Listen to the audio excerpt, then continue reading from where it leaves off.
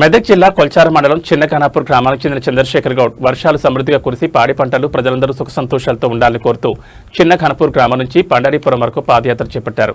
అందులో భాగంగా గురువారం చిన్నకానాపురం నుంచి బయలుదేరి రంగంపేట గ్రామంలోని శ్రీ రంగనాయక స్వామి ఆలయంలో ప్రత్యేక పూజలు చేసి అనంతరం పాండలేపూర్కి బయలుదేరారు. ఈ సందర్భంగా ఆయన మాట్లాడుతూ ప్రజలందరూ సుఖ సంతోషాలతో ఉండాలని, వర్షాలు సమృద్ధిగా కురవాలని కోరుతూ పాదయాత్ర చేపట్టడం జరిగిందని, గతంలో తిరుపతి వంటి పుణ్యక్షేత్రాలకు పాదయాత్రగా వెళ్లడం జరిగిందని తెలిపారు.